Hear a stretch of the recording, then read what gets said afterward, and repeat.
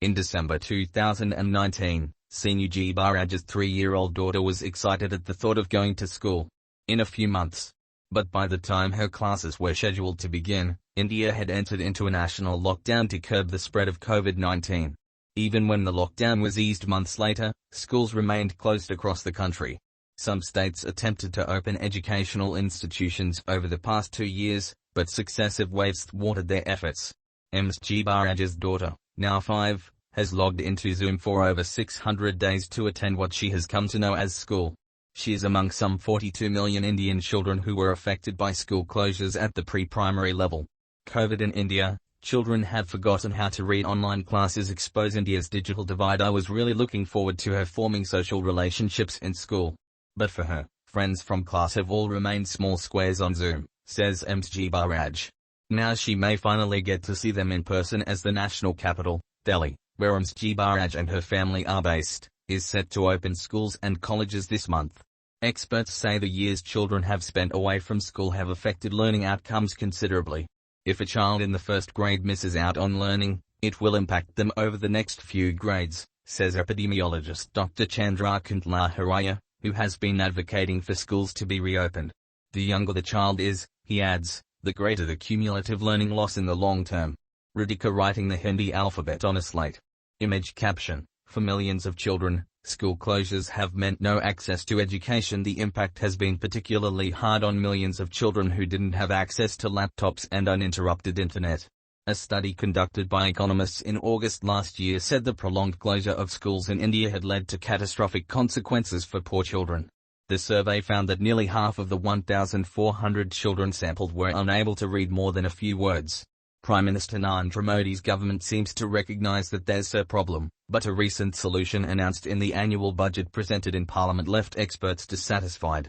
Acknowledging that children from rural areas and marginalized sections were hit hardest by school closures, Finance Minister Nirmala Sitharaman said the government would provide supplementary education in local languages through expanding its lineup of educational TV channels to 200.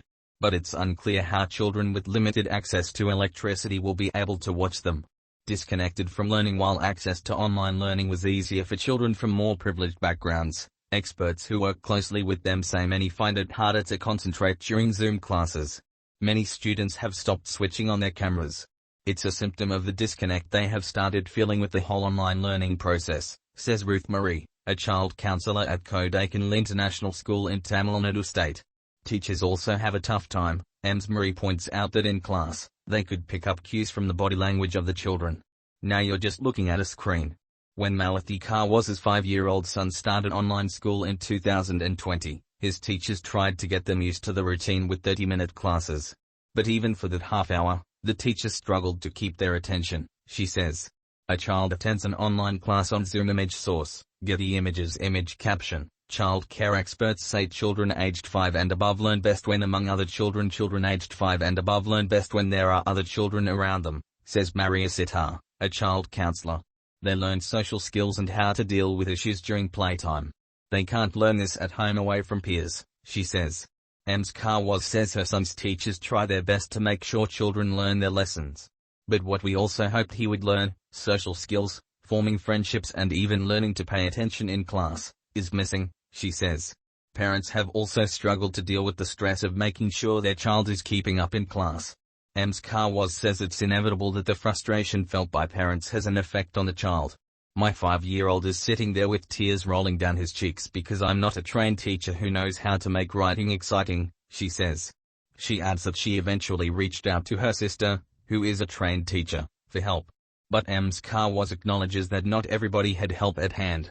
As schools begin reopening, parents like MG Baraj and Ms. Karwaz are both hopeful and anxious. My daughter is going to find school very strange and difficult to navigate, MG Baraj says. There is definitely going to be a bit of anxiety as she tries to get used to it.